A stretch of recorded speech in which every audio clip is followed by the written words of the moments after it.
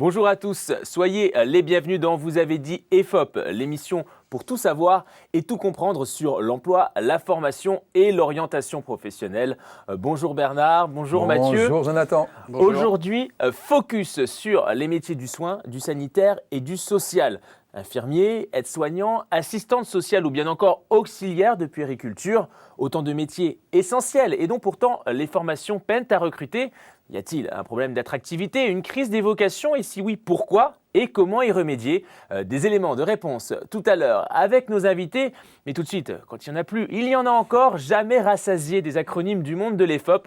Mathieu en est accro et nous les décrypte dans sa chronique.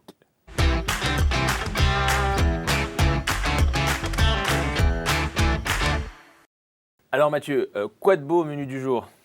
Alors le thème d'aujourd'hui, c'est le sanitaire et social.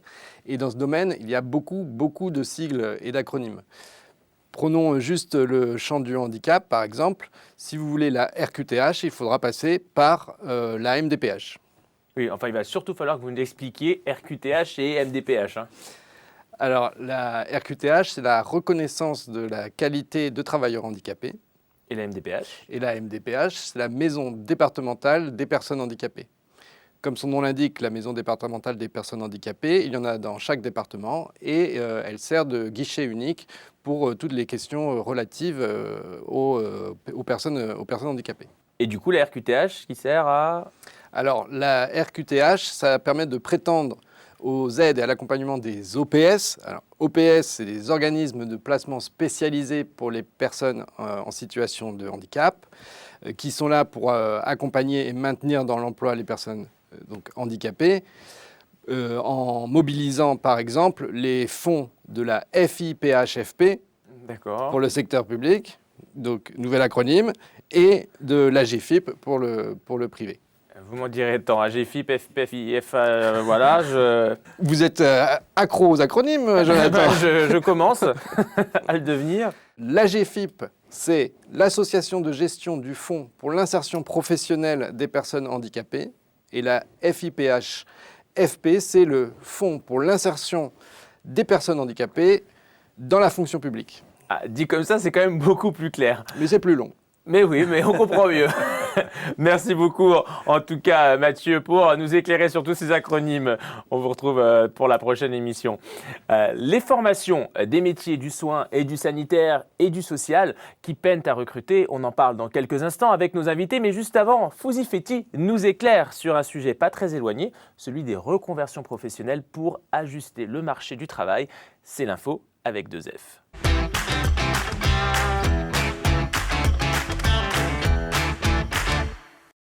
Vous avez forcément entendu parler de cet ex-cadre supérieur du marketing qui s'est reconverti en éleveur de chèvres dans le Larzac.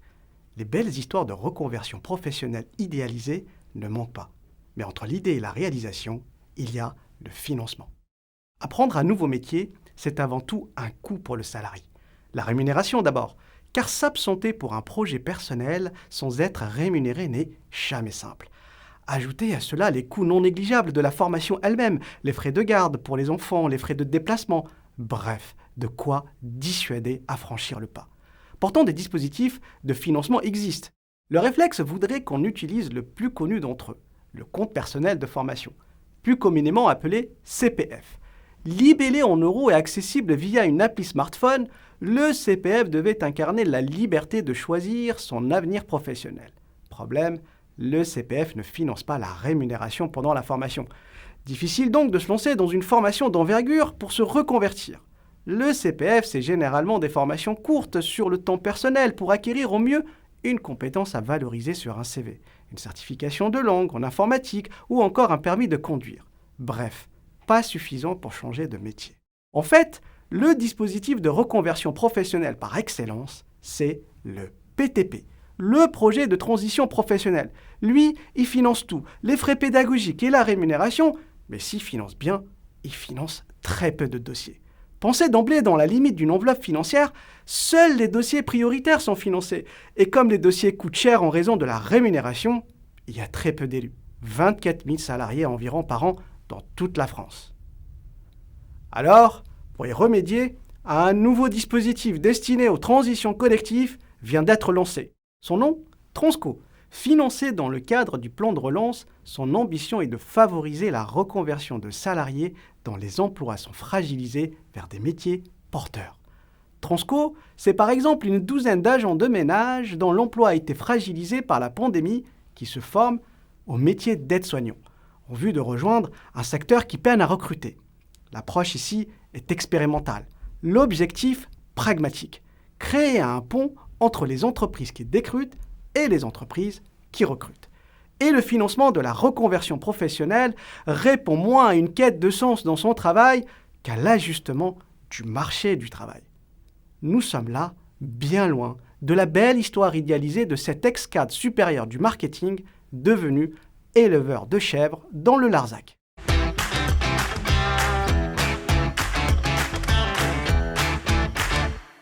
Infirmiers, aides-soignants, assistantes sociales ou bien encore auxiliaires de puériculture, des métiers essentiels et dont pourtant les formations peinent à recruter. Y a-t-il un problème d'attractivité et si oui, pourquoi et comment y remédier ? Quel est l'impact de la crise sanitaire dans tout ça? Pour en parler, on accueille Gwenaëlle Le Breton, Marie-Françoise Clavé et Jean-Pierre Delfino. Bonjour. Bonjour. Alors, Gwenaëlle Le Breton, vous êtes directrice adjointe du pôle ressources humaines en santé à l'ARS, l'Agence régionale de santé d'Île-de-France, en quelques mots. Voilà, l'ARS donc a pour mission de gérer le système de santé en région, en charge de tout ce qui a trait à l'offre de soins, aux ressources humaines en santé, tout ce qui est lien entre ville et hôpital, la santé publique.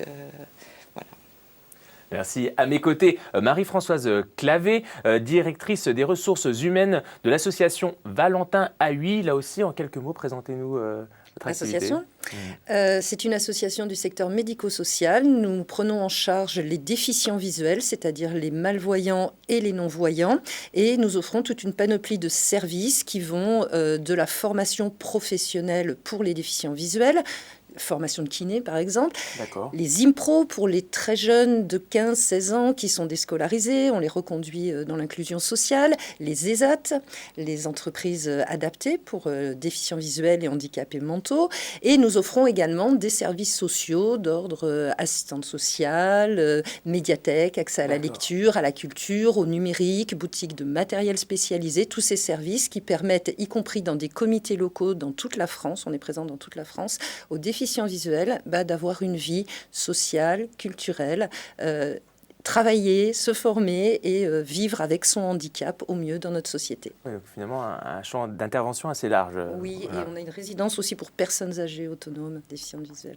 Très bien, on va en reparler. Et enfin, Jean-Pierre Delfino, vous êtes le directeur général de l'OPCO Santé. L'OPCO Santé, c'est quoi? L'OPCO Santé, c'est l'opérateur de compétences du secteur sanitaire, social, médico-social, qu'il soit associatif ou qu'il soit commercial. Alors, notre premier métier, c'est la gestion des fonds de la formation professionnelle. On gère 400 millions d'euros de fonds. Nous sommes présents sur tous les territoires en France et nous accompagnons nos adhérents, donc les entreprises ou les associations de notre secteur, pour développer la formation et pour accompagner le recrutement, que ce soit des nouveaux entrants ou des demandeurs d'emploi dans nos secteurs. Merci. Alors, l'attractivité des formations et métiers du soin au cœur de nos échanges aujourd'hui. Attractivité et soins, deux termes que Bernard, vous avez décidé d'analyser. C'est votre Quesaco.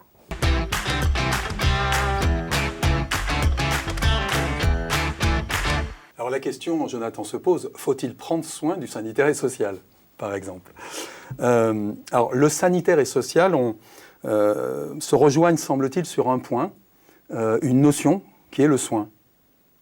Le soin porté à l'autre, le soin comme un prolongement, complément, ou bien comme une attention portée tout simplement à l'autre. Jean-Paul Sartre parlait d'existentialisme comme un humanisme. C'est-à-dire que la responsabilité de chacun était pour tous, c'est-à-dire pour l'humanité. C'est très intéressant.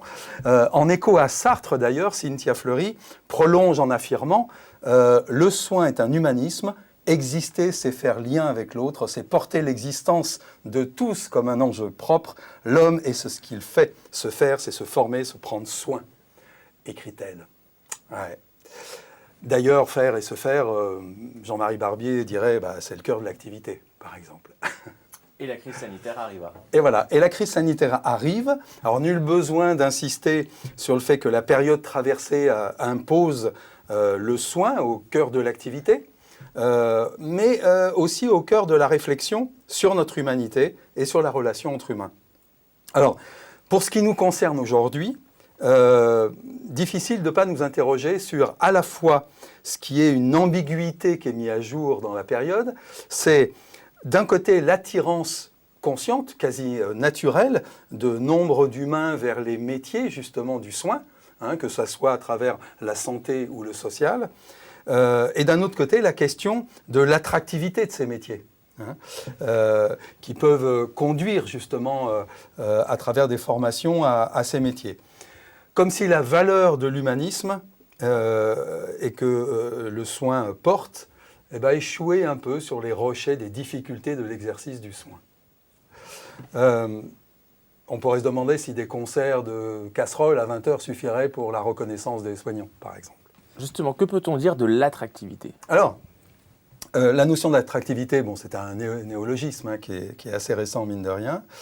Malheureusement, aujourd'hui, il y a une pensée magique, c'est qu'il suffit de faire un peu de communication, puis ça y est, rend les métiers attractifs. C'est peut-être pas aussi simple que ça. Et que le manque d'information, une mauvaise image des jeunes, voilà, c'est les problèmes et il faut communiquer. L'attraction est en fait une dynamique qui est une dynamique résultante de la rencontre entre objet et sujet, c'est-à-dire entre un individu et une formation, entre un individu et un métier. C'est une rencontre qui est à organiser. Et ça va un petit peu plus loin qu'une simple communication. Et on montre à travers une étude des défis et métiers comment à la fois un individu a des dimensions qui sont des dimensions raisonnées pour choisir, mais aussi ce qu'on appelle des dimensions de résonance. C'est-à-dire qu'il y a besoin de raisonner avec ce métier et souvent c'est assez à la fois inconscient, à la fois pas forcément pensé en quelque sorte. Voilà. Et parfois, ça ne résonne pas assez, Bernard, et on observe, on le disait, une baisse préoccupante de candidats dans un certain nombre de formations du secteur médico-social. Ces métiers sont-ils en déficit d'attractivité ? Quelle image reflètent-ils aujourd'hui ? On en parle dans quelques instants, mais d'abord, Hugo Moreau est allé vous demander votre avis. C'est des métiers difficiles en général qui sont... des métiers difficiles qui ne sont pas forcément bien reconnus. C'est un bon métier, je peux dire, d'aider les autres, de prendre soin des autres.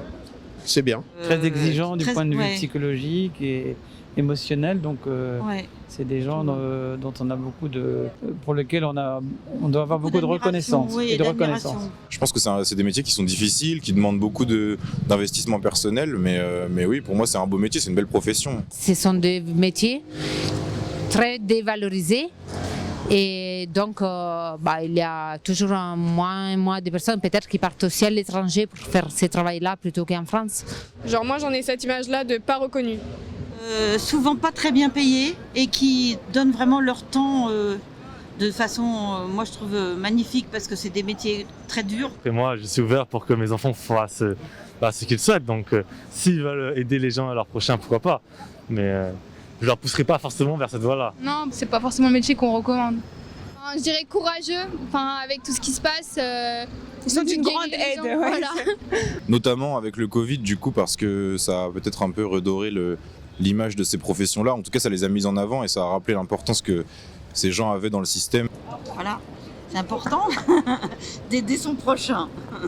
Je vous voyais sourire, Jean-Pierre Delfino, pendant le micro-trottoir. Une réaction Oui, peut-être une première réaction. Je pense que beaucoup de choses sont dites sur la difficulté du métier, mais aussi l'engagement et la valeur qu'il porte. Et ça fait partie, en effet, des sujets de professionnalisation qui sont notre job. Ce sont des métiers qui sont, en fait, très qualifiés, contrairement à ce qu'on pense.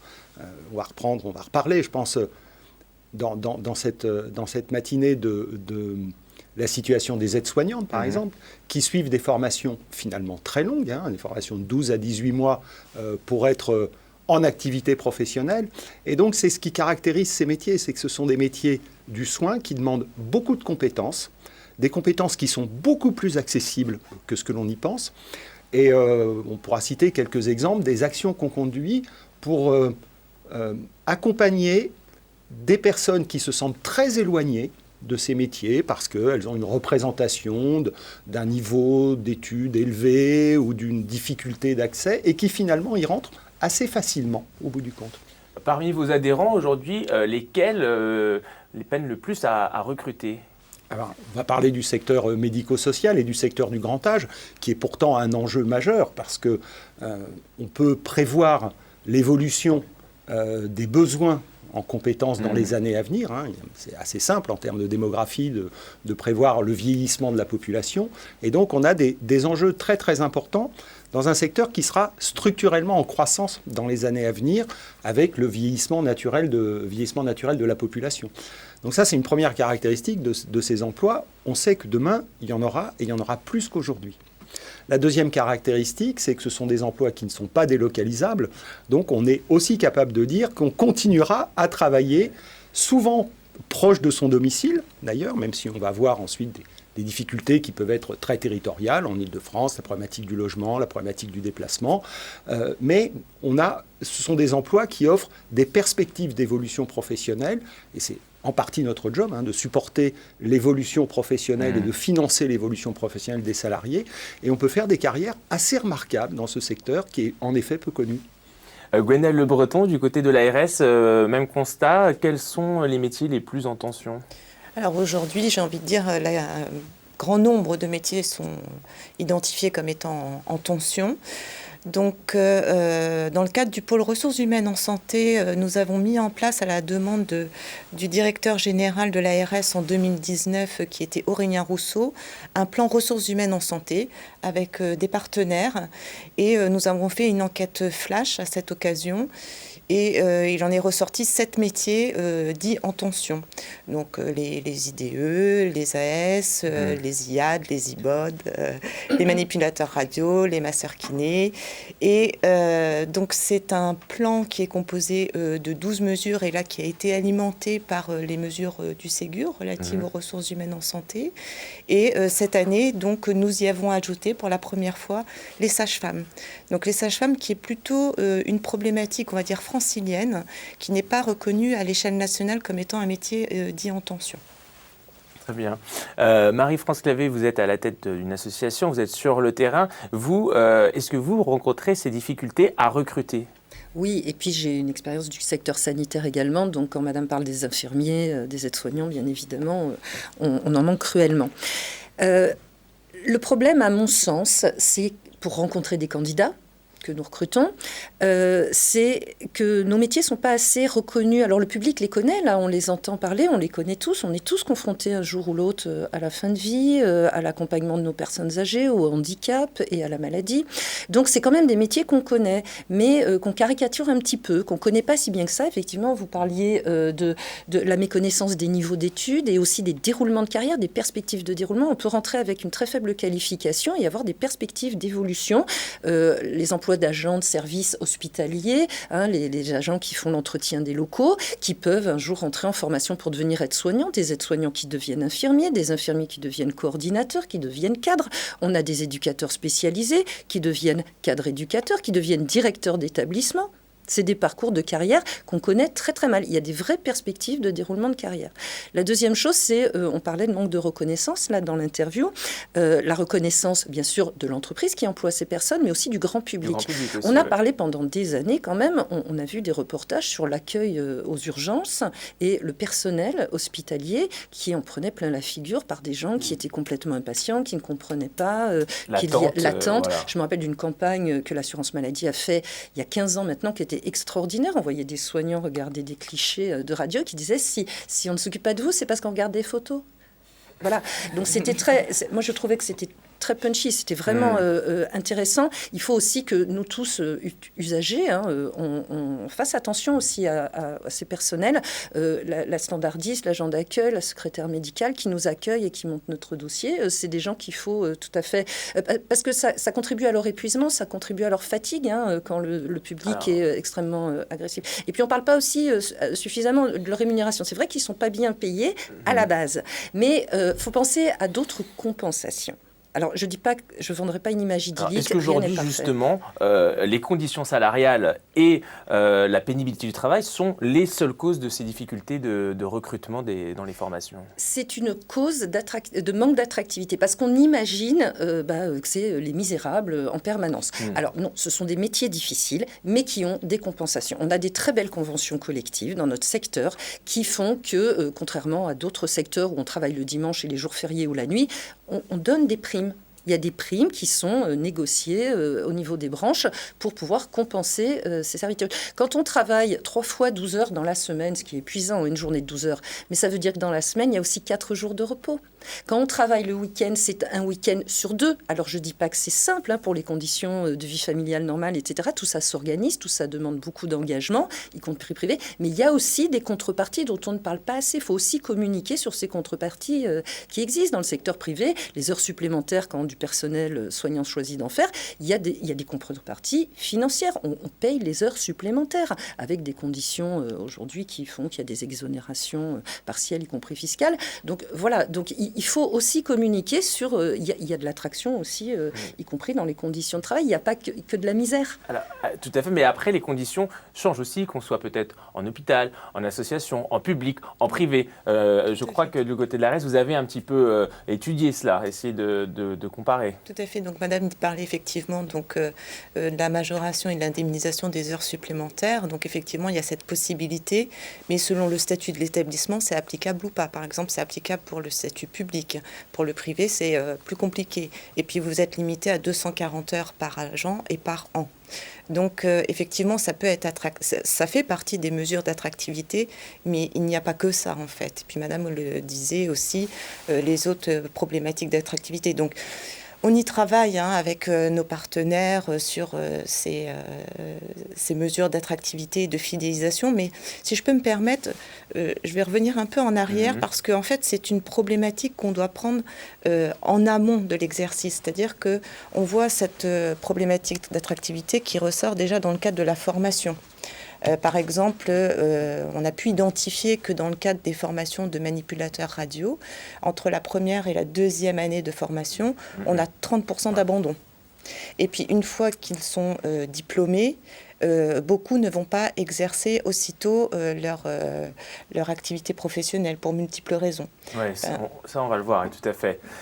On le disait, des problèmes d'attractivité, mais heureusement, il y a toujours des candidats quand même pour rentrer en formation. Quelles sont leurs motivations et quel est leur profil ? On a posé la question à Guillaume Chuvin, co-auteur de l'étude Défi Métiers sur l'attractivité des formations et des métiers d'AS et de JE. On distingue différents types de motivations à entrer en formation, liées entre autres au profil du public, notamment son âge et son parcours antérieur. Un jeune en formation initiale ne s'orientera ni de la même manière, ni pour les mêmes raisons qu'une personne en formation continue, qui elle-même n'aura pas les mêmes objectifs selon si elle est en reconversion ou en évolution professionnelle. Par exemple, dans la formation d'aide-soignant, les élèves plus âgés et précédemment demandeurs d'emploi ont davantage tendance à souhaiter travailler auprès des personnes âgées, ce qui s'explique entre autres par le fait qu'il s'agit d'un secteur avec de forts débouchés, alors que les jeunes en formation initiale, eux, souhaitent davantage s'insérer dans les hôpitaux, qui est un lieu d'exercice perçu comme plus dynamique, avec des activités plus variées et offrant davantage de perspectives, notamment dans l'optique de réaliser la formation d'infirmier par la suite. Cette diversité souligne également la rationalité des élèves dans leur choix, constat qui va un petit peu à rebours de l'image idéalisée et exagérée de la vocation comme principale, voire unique motivation à devenir soignant ou travailleur social. Alors cette image qui est très spécifique à ces métiers s'explique notamment par le fait que les missions du CARE, les missions de prise en charge de la pauvreté, de la maladie étaient initialement des missions liées aux institutions religieuses. Un autre élément central que l'étude vient rappeler, c'est l'importance du bon déroulé des stages dans les choix d'orientation en matière d'établissement visé suite à la réalisation de la formation, ou même dans la volonté ou non de continuer vers le métier sur lequel ces professionnels ont été formés. L'importance du bon déroulé du stage est donc à souligner encore une fois. L'importance du bon déroulé du stage, nous dit Guillaume Chuvin dans la décision de poursuite vers les métiers. Je vois que vous hochiez de la tête. C'est des choses sur lesquelles vous travaillez avec les organismes adhérents? Alors en effet, on travaille sur cette question qui est très très importante et puis qui correspond à des obligations qui sont faites dans les référentiels de formation, bien sûr, de façon à ce que les professionnels aient, dans leur parcours de formation, la vision la plus large possible des secteurs d'activité dans lesquels ils peuvent agir. C'est l'occasion d'ailleurs de dire que vous avez évoqué dans les questions d'attractivité des aspects de rémunération, de conditions d'exercice. Il faudrait peut-être en souligner une autre, c'est que, on va donner un chiffre au moins, l'Opco Santé, c'est un périmètre de 800 000 salariés. Chaque année, nous finançons 400 000 parcours de formation. Ça veut dire qu'un salarié sur 2 dans le secteur bénéficie au moins d'une action de formation par an. Et donc, c'est dans ces questions de professionnalisation, on voit bien que la compétence s'acquiert et les connaissances s'acquièrent en flux continu tout au long de la carrière. Alors, on a aussi évoqué dans ce reportage les difficultés à appréhender ce qu'est le métier. On peut relater une expérience au moins qu'on a mise en place en 2020 et qu'on va poursuivre en 2021 dans le cadre d'un partenariat avec Pôle emploi pour préparer des demandeurs d'emploi à intégrer les écoles spécialisées, alors principalement les aides-soignantes. On va parler des aides-soignantes, c'est 12% des 800 000 personnes dont je parlais tout à l'heure, donc c'est le gros de l'effectif, même si aborder cette question masque en fait la réalité de la diversité des métiers dans nos secteurs. On a évoqué les paramédicaux, mais 20% des métiers de nos établissements sont des métiers du support. C'est des métiers de l'hôtellerie, des métiers de l'accueil, des métiers de ce type de métier. On en parle assez peu, mais c'est aussi un élément constitutif des carrières ou des opportunités de carrière dans les associations et dans les entreprises.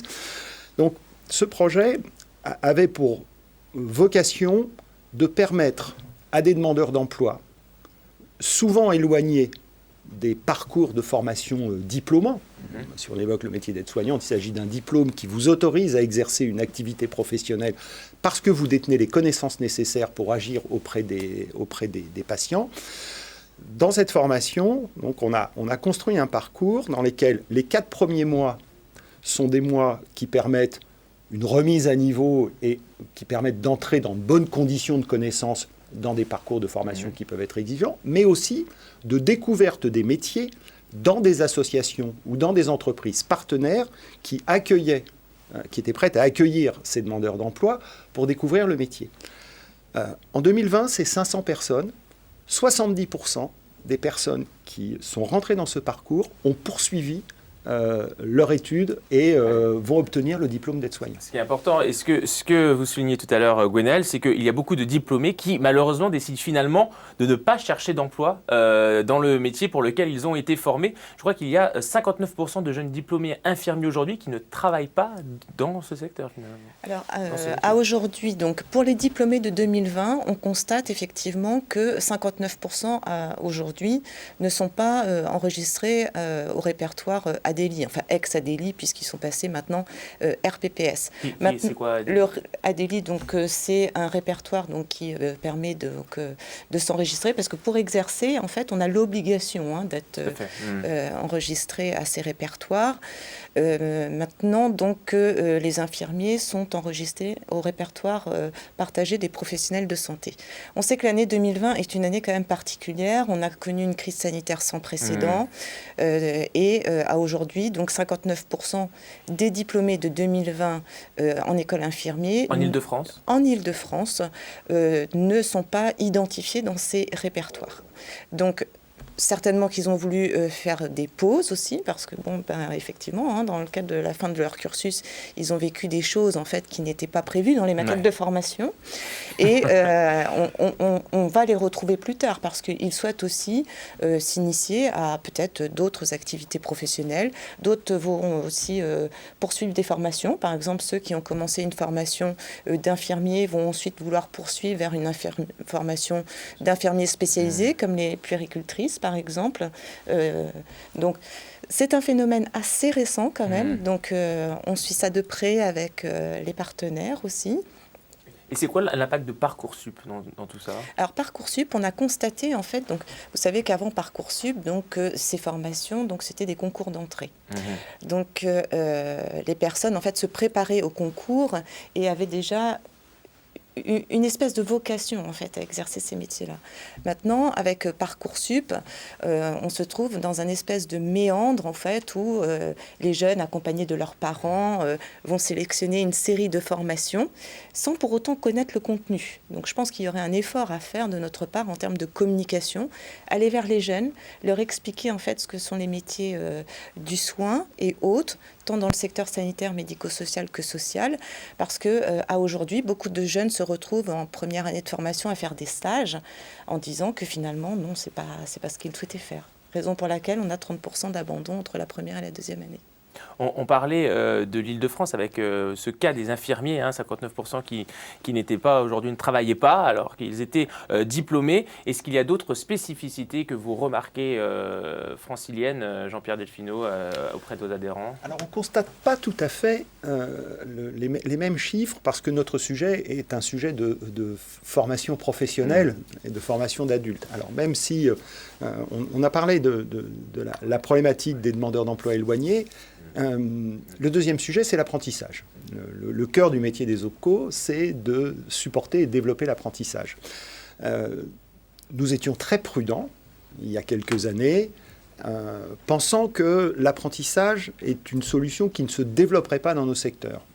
On a été très, très largement dépassé sur cette question-là, puisqu'en 2021, on aura formé 10 000 apprentis en France, dont schématiquement 20% en Île-de-France. L'Île-de-France est 20% de notre activité.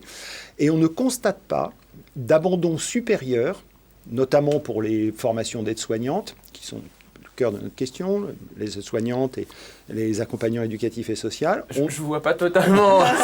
Pour l'instant, dans nos chiffres, on ne constate pas d'effondrement. Je voudrais juste qu'on dise aides-soignants. Il n'y a pas que des femmes dans nos métiers. Aides-soignants, j'ai dit aides-soignants, aides-soignantes, oui, en effet. Il y a plein d'hommes dans les femmes Exactement. aussi, ça peut rebuter aussi parfois. Mais oui, ce ne sont pas des métiers qui sont si typés que ça, ou si genrés que ça, sur cette question. Mais cette année, on va réaliser 10 000 parcours de formation en apprentissage. C'est 2,5 fois nos prévisions initiales. Et sur ces 10 000 parcours, il y a 60% des participants qui seront des soignants, au sens strict, et on ne constate pas un taux d'abandon supérieur à celui que l'on constate dans les autres formations. C'est schématiquement entre 15 et 20%. Et c'est un secteur, moi qui travaille dans d'autres secteurs d'activité, où les taux de rupture étaient beaucoup plus élevés que ceux-ci, je n'ai pas constaté ces dernières années de taux de rupture très importants. Donc on voit en fait que la découverte du métier, c'est un enjeu fondamental pour ne pas se tromper. Et on peut accepter de se tromper, de ne pas se tromper, mais je ne constate pas ça, moi. Marie-France, sur le terrain, vous avez beaucoup, vous, d'abandon, par exemple, de personnes que vous recrutez et qui, peu de temps après, vous disent non, finalement, je ne suis pas capable, ça ne me plaît pas. Ou je... Alors, ils ne disent pas tout à fait ça, mais effectivement, ce sont des professionnels qui changent très, très facilement d'entreprise. On parlait des infirmiers, mais ce serait valable pour d'autres catégories professionnelles. Sur toute sa carrière, un infirmier, il peut être libéral, il peut travailler à la médecine du travail, en service santé au travail, il peut travailler à l'hôpital, en privé, public, associatif. Il peut travailler en maternité, au bloc opératoire, en faisant des formations complémentaires. Vous n'imaginez pas le nombre de métiers que vous pouvez faire en étant uniquement IDE, infirmier diplômé d'État. Moi, j'ai toujours trouvé ça extraordinaire. Donc derrière, ça conditionne aussi des changements de service, des changements d'activité, des changements d'employeur, des petites pauses aussi. Moi, quand j'ai commencé ma carrière, on disait qu'un infirmier avait une durée de carrière professionnelle moyenne de 7 ans, quelque chose comme ça. Est-ce que ce turnover s'est accentué, vous, sur le terrain, est-ce que vous l'avez remarqué, ça? Ou est-ce que... Non, par contre, ce qui s'accentue, c'est la pénurie. C'est-à-dire qu'on a du mal à recruter. Quand on passe une annonce, on a du mal à rencontrer des gens. Après, les gens qui sont engagés et qui sont un petit peu plus âgés, qui ont de l'expérience, etc., ils sont plutôt fidèles, ils ont envie de rester, ils aiment leur métier. Mais voilà, il faut qu'on soit les employeurs très, très attentifs à leurs conditions de travail et à les entendre pour les protéger aussi et prendre soin d'eux, comme vous le disiez tout à l'heure. Oui, justement, c'est important d'abord à préciser que tous les métiers sont transversaux. Hein. Tous les métiers se retrouvent partout. Après, c'est la quantité d'emploi. Effectivement, quand vous avez un métier, la personne a un métier qui est son métier source, IDE par exemple, infirmier diplômé d'État, et elle peut l'exercer dans des emplois différents avec des qualifications complémentaires. Mais c'est important de dire quand même que dans tous les métiers, et c'est normal chez l'humain, on va quelque part aussi pour savoir que c'est pas là qu'on veut aller. Et ça fait partie de l'humain que d'aller dans des endroits et on dit bah non, c'est pas là. C'est aussi faire un choix que de pas choisir quelque chose, voyez. Et donc c'est pas un critère de dire oulala, chez nous il y a aucun abandon. Bah c'est pas vrai. C'est inhumain de dire ça. On truque les chiffres quand on dit ça. Non, c'est normal qu'il y ait des gens qui viennent, etc. En revanche, l'important, c'est ce que vous disiez, la capacité à créer de la relation avec les personnes pour faire en sorte qu'ils aient envie de venir, qu'ils aient envie de tester pour que beaucoup restent. Et c'est deux choses différentes. Jonathan, si je peux me permettre, un point de précision très rapidement. Concernant ces 59% qu'on ne retrouve pas aujourd'hui, je tiens à préciser, ce sont les diplômés de 2020. De 2020. Voilà. Donc on sait aussi que les étudiants maintenant tardent à soutenir leur mémoire. Donc voilà, donc ils s'enregistrent beaucoup plus tardivement. Et un dernier point, je voulais rebondir par rapport à ce que disait monsieur concernant donc les promotions professionnelles. On sait qu'aujourd'hui, en fait, beaucoup d'aides-soignants souhaitent être formés au métier d'infirmier. Et ça, on a aussi un travail à faire entre partenaires parce qu'il y a une demande qui est conséquente, mais on a un cadre réglementaire et une problématique de financement. Qui ne facilite pas les financements. Alors que ce sont ceux qui connaissent le mieux le secteur, le métier, c'est ceux qu'on va garder, oui, c'est ceux qu'on va le plus... qui sont plus à même d'évoluer et que parfois ne peuvent pas car eux n'ont pas le financement, on leur finance pas leur formation, elles ne peuvent pas évoluer. Et ça, c'est une mesure d'attractivité et de fidélisation. Quand on a exercé 5 ans comme aide-soignant, on ne se dit pas 10 ans plus tard, je me suis trompé de carrière ou de métier. On sait où on va. C'est ça. Alors, concernant les métiers du sanitaire et social et les spécificités franciliennes dont on parlait, il y a aussi la durée des carrières qui diffère, comme nous l'explique Mathieu Lefloc, auteur d'une étude Défi-Métiers sur ce sujet. Les durées de carrière des professionnels du sanitaire et social sont globalement plus courtes en Île-de-France que dans le reste de la France. Par exemple, sur les aides-soignants, on a un écart de 3 ans entre les professionnels en Île-de-France et ceux du reste de la France, et de 6 ans d'écart pour les infirmiers entre l'Île-de-France et le reste de la France. Pareil sur le travail social, à l'exception des conseillers en économie sociale et familiale, on observe ces mêmes différences. Donc des carrières toujours plus courtes en Île-de-France, donc que ce soit pour les éducateurs spécialisés, les éducateurs de jeunes enfants, les assistants de service social, et ces écarts sont très importants, ça va jusqu'à 11 ans en ce qui concerne les éducateurs spécialisés. Ces différences peuvent s'expliquer par les conditions de vie en Île-de-France, notamment la question du coût du logement et du coût de la vie en général, ce qui peut engendrer un solde migratoire négatif, c'est-à-dire par exemple plus d'éducateurs spécialisés ou d'infirmiers qui quittent la région pour s'installer dans une autre région que l'inverse. Mais ce n'est pas la seule raison possible et chaque métier a ses spécificités et ses problématiques et l'on sait que les métiers du social dont on a parlé alimentent les formations d'encadrement du travail social, donc CAFDES et CAFERUIS. De la même façon, des aides-soignants peuvent devenir infirmiers, des infirmiers cadres infirmiers ou infirmiers anesthésistes. Et de manière générale, l'Île-de-France offre de nombreuses possibilités de formation, de reconversion ou d'évolution professionnelle. Ce qui sera intéressant d'observer par la suite, ça sera l'évolution de ces durées de carrière dans le temps pour voir l'impact de la crise sanitaire sur ces durées de carrière de ces professionnels. Alors justement, est-ce que vous pensez que la crise sanitaire aura un impact sur ces durées de carrière? Est-ce qu'il y en a qui ont décidé de jeter l'éponge après cette crise et se dire finalement, est-ce qu'on continue? Bon, on le saura dans plusieurs années sans doute. Ouais. Et puis, c'est une accumulation. Vous savez, la crise sanitaire, ça a été un marqueur, ça a été quelque chose d'énorme qui nous a explosé au visage. Mais depuis combien de temps les professionnels du secteur se plaignent, nous alertent, nous crient au secours et leur détresse Monsieur Pelou, on le connaît depuis combien d'années ? Depuis combien d'années il place sur les plateaux télé pour dire au secours ? Ça date pas d'hier, hein. Ça date pas d'hier et ça concerne au-delà des métiers du médico-social, des métiers vraiment de la santé. Vous vouliez faire un petit focus, je crois, Gwenaëlle, sur des professionnels médicaux où là aussi il y a des tensions sur ces métiers, des métiers du médical, donc les médecins, beaucoup de postes vacants. Là aussi, les odontologues, les pharmaciens et les sages-femmes font partie aussi de ces professions en tension. Tout à fait, Jonathan, effectivement, comme disait Madame, bon, c'est un peu tôt en fait pour identifier la volumétrie en fait de la conséquence de cette crise sanitaire sur des flux, mais les métiers en tension ne concernent pas que les professionnels non médicaux. Les professionnels médicaux sont effectivement concernés, notamment chez les médecins. On sait qu'on a une vacance de poste conséquente pour les services d'urgence, de gériatrie, de psychiatrie, de pédiatrie, les sages-femmes.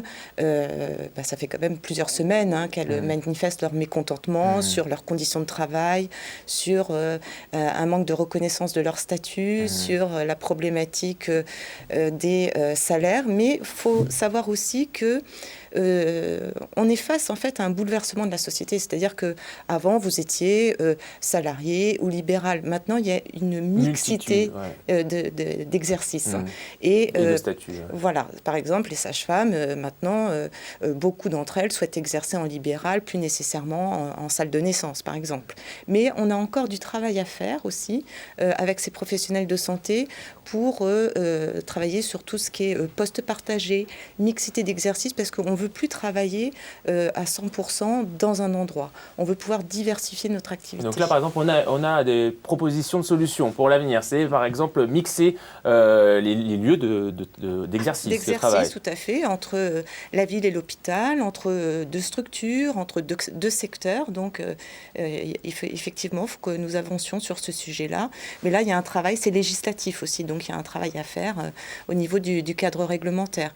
Et concernant donc l'accompagnement de l'ARS sur l'attractivité des postes médicaux et non médicaux, on a mis en place tout un dispositif d'assistants spécialistes partagés, de contrats d'allocation études pour les sages-femmes et les métiers dits en tension pour les professionnels non médicaux. Le lieu d'exercice, l'accompagnement financier également. Qu'est-ce qu'il y aurait à faire selon vous qui est sur le terrain? Oui, voilà, les métiers des médecins sont particuliers parce que nous, par exemple, on a des orthoptistes, psychiatres, généralistes, mais on n'a que quelques heures par semaine. 5 heures par semaine, 10 heures par semaine. En Île-de-France, c'est compliqué, à la campagne encore plus. Donc, il faut vraiment mutualiser nos besoins, mettre les compétences sur plusieurs établissements. Et ça, c'est un travail qu'on doit faire en partenariat, effectivement, avec nos autorités de tutelle, avec l'ARS notamment, pour pouvoir faire connaître aux médecins les différentes mutualisations qu'on peut avoir de personnel, pour qu'au final, ils aient un emploi quand même avec des ressources. On ne vit pas avec 10 heures de travail par semaine, même quand on est médecin spécialiste. Exactement. Comment l'OPCO Santé peut accompagner pour développer cette attractivité, améliorer cette attractivité de ces métiers? Alors sur ce sujet particulier, nous avons une action en termes de gestion prévisionnelle des emplois et des compétences. Métier historique, des OPCA avant, des OPCO aujourd'hui. On a développé des actions particulières de gestion prévisionnelle des emplois et des parcours territoriales. L'idée est de répondre à cette question.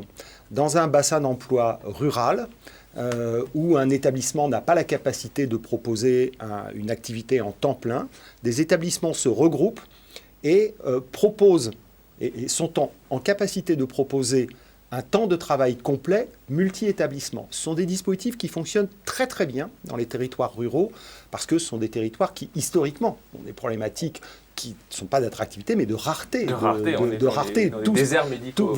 Tout simplement. Et ces actions qu'on conduit depuis une dizaine d'années sont très efficaces. Elles sont souvent conduites d'ailleurs en partenariat avec l'ARS. C'est le cas notamment en Auvergne-Rhône-Alpes. Je prends cet exemple me vient en tête, c'est en Auvergne-Rhône-Alpes. Et on voit que ce sont des solutions très efficaces. Et je pense que on traite la problématique de l'attractivité et de la pénurie de main-d'œuvre, il n'y a pas une solution unique à un problème aussi complexe que celui-ci. Mais des difficultés qui sont assez structurelles. Par exemple, le financement du parcours d'une aide-soignante qui devient infirmière. Qu'on évoquait tout à l'heure, oui. Dans nos comptes, c'est 95 000 € pour 3 ans de parcours de formation. Donc, l'Opco Santé, comme tous les acteurs, ne peut pas financer seul des parcours sur des montants de ce type. Mais il peut apporter sa pierre à l'édifice. Par contre, on développe actuellement un partenariat avec les associations de transition professionnelle pour que lorsqu'un salarié, aide-soignant ou aide-soignante, on peut avoir les deux, aide-soignant ou aide-soignant, souhaite... Soignant inclusif. Je fais beaucoup d'efforts, vous voyez. Souhaite devenir infirmière ou infirmier.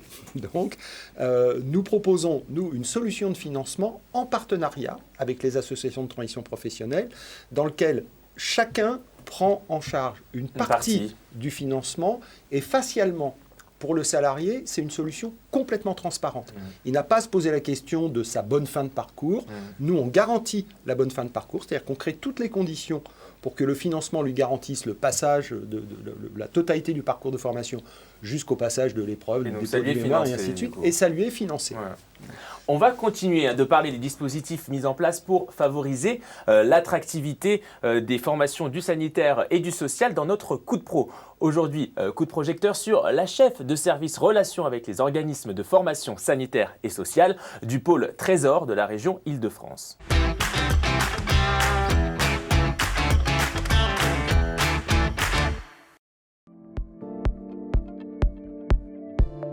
Bonjour, je suis Valérie Varro, je suis chef du service relations avec les organismes de formation sanitaire et sociale au pôle Trésor à la région Île-de-France. Dans le pôle Trésor, on a plusieurs compétences régionales. Donc, tout d'abord, on élabore et on pilote le schéma régional des formations sanitaires et sociales. On pilote l'offre de formation et la carte des formations. On finance les centres de formation pour la formation initiale et les demandeurs d'emploi. Et on finance l'équipement des centres de formation du secteur sanitaire et l'investissement et l'équipement des centres de formation du secteur social. Suite à la crise du Covid, on a beaucoup d'attentes de la part des centres de formation puisque aujourd'hui les besoins des employeurs sont plus importants. Et donc, on a besoin de beaucoup plus de personnel diplômé. Donc pour ça, la région, elle a créé de nouvelles places dans les instituts de formation. On a ouvert 243 places à la rentrée de septembre 2020. Et là, à la rentrée de septembre 2021, on a ouvert 362 places supplémentaires dans les instituts de formation en soins infirmiers. Et l'idée, pour permettre à ces étudiants d'avoir de bonnes conditions d'études, c'est également d'accompagner les instituts dans l'amélioration du bâti et des conditions d'accueil des étudiants. Donc pour cette année 2021, on a une enveloppe de 30 millions en investissement pour accompagner les instituts de formation dans leurs projets d'extension de bâtiments ou de rénovation de bâtiments. On travaille aussi à la mise en place pour les années à venir d'une semaine des formations sanitaires et sociales pour permettre aux jeunes qui souhaitent s'engager dans ces formations et aux personnes qui souhaiteraient se reconvertir dans ces formations, de découvrir les métiers, de découvrir les formations et de voir concrètement en quoi consistent ces métiers. Voilà Valérie Varro qui évoque notamment une semaine des formations du sanitaire et social, c'est en partenariat avec l'Opco Santé, je crois. Tout à fait. Ça fait partie de nos actions de promotion des métiers, donc on est très présent dans tous les salons professionnels pour présenter nos métiers. On est également présent à la nuit du recrutement. On est présent également sur tous les salons de l'apprentissage. Parce que plus on parle de nos métiers, et plus on génère automatiquement des entrées dans les écoles dont on vient de préciser Le nombre de places a tendance à augmenter également. C'était une des contraintes qu'on avait. Et donc, ça nous permet d'agir plus efficacement. L'ARS aussi, vous êtes en partenariat, je crois, avec la région sur un groupe de travail, de suivi de l'observation des formations et métiers et secteurs. Tout à fait. Donc nous participons aussi à la semaine de valorisation des métiers. On travaille en étroite collaboration avec le conseil régional, déjà tant dans la mise en place des plaquettes de formation, puisqu'on est garant de la pédagogie, et donc par rapport aux stages, aux agréments, effectivement.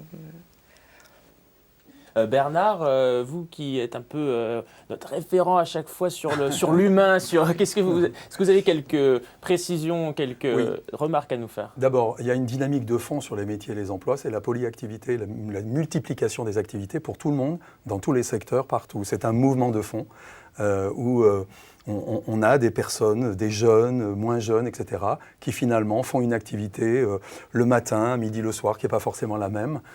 Et on retrouve ça dans le secteur de la santé. Donc, ce qui est très important à comprendre, c'est que par rapport à ce qu'on dit, il n'y a rien qui serait exceptionnel, en quelque sorte. Donc, il y a des solutions, effectivement, qui sont trouvées en fonction du secteur et qui sont spécifiques, mais il n'y a rien d'exceptionnel.